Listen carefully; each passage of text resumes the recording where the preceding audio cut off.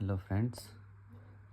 तो आज ये टॉपिक मैं आपके लिए इजी बनाने की ट्राई करूँगा, जिसका नाम है absolute error.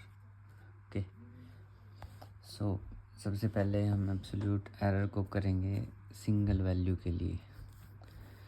So let's see, absolute error का फॉर्मूला, एक इजी फार्मूला लिख लो। Measured value minus mean value.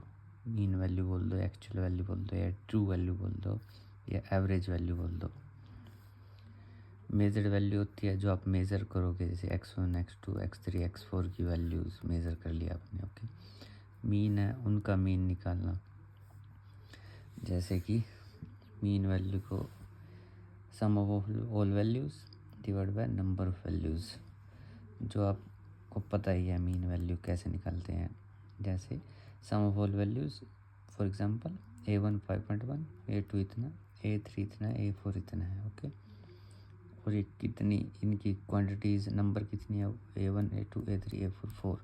सो ये जो वैल्यूज़ हैं इनकी, इनको सम और 1 2 3 4 डिवाइड बाई 4, ये निकल गया इसका एवरेज या मीन वैल्यू। ओके, सो यहाँ मीन वैल्यू में रख देंगे। मेजर्ड वैल्यू आपको दी जाएगी न्यूमेरिकल में, क्वेश्चन में वो आपको दी जाएगी। ओके, और इसका मैग्नीट्यूड हो गया, तो इसका मतलब इसकी value, it always gives positive value in result. इसका रिज़ल्ट हमेशा एक पॉजिटिव वैल्यू आएगा। तो इसका मतलब इसको हम रिवर्स भी कर सकते हैं, यानी कि mean value minus measured value भी लिख सकते हैं। ओके, और इसका सेकंड फॉर्मूला भी होता है एब्सोल्यूट एरर का, जो है लीस्ट काउंट डिवाइड बाई 2। ये हम आगे समझेंगे लीस्ट काउंट क्या होता है, अब आगे बताऊंगा। उससे पहले एब्सोल्यूट एरर का एक सिंपल सा एग्जांपल देख लो। एग्जांपल फॉर एब्सोल्यूट एरर, जैसे मेजर्ड वैल्यू 5.6 kg दे रखी है, मीन वैल्यू 5 kg। तो फॉर्मूला अप्लाई किया, एब्सोल्यूट एरर इसके 5.6 जो कि मेजर्ड थी, और -5 जो मीन वैल्यू थी, तो 0.6 kg आ गया। या फिर आप इसको उल्टा कर लो, जैसे कि मैंने यहाँ फार्मूला बताया था, फार्मूले को रिवर्स कर सकते हो। तो आ जाएगा, ये 5 आगे आ गया, 5 माइनस 5.6 माइनस 0.6, तो मैग्नीट्यूड है इसका, तो मैग्नीट्यूड से बाहर आ गया पॉजिटिव, तो same result always positive. Okay, and अब आओ दूसरे फॉर्मूले पे, जो हमने ये लिखवाया था आपको, absolute error equals to least count divided by 2। Least count is the lowest value measured by any equipment. Least value कहती है जैसे कोई भी आपके पास इक्विपमेंट है, वो कितनी कम वैल्यू माप सकता है, उसकी लोवेस्ट कैपेसिटी क्या है किसी वैल्यू को कैलकुलेट करने की। जैसे if scale can measure up to 1 decimal point, यदि एक स्केल है वो केवल 1 डेसिमल पॉइंट तक ही वैल्यू बता सकता है आपको, then its least count will be 0.1। तो 0.1 mm भी हो सकता है, मीटर भी हो सकता है। ओके,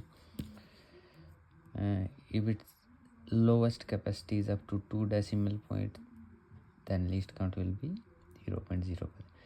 1 डेसिमल पॉइंट तक तो बताता है, तो डेसिमल के बाद 1 0.1, 2 तक तो 0.01, 2 डेसिमल पॉइंट्स आ गए।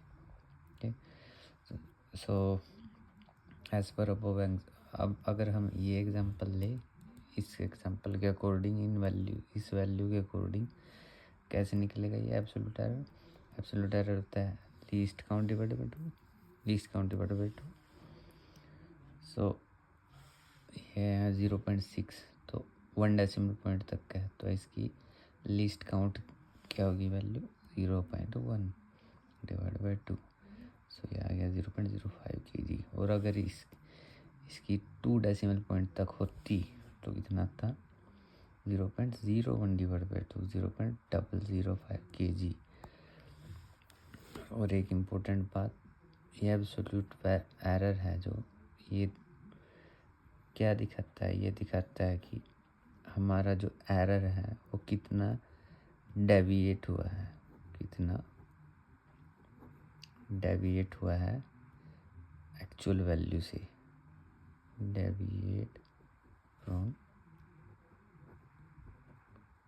actual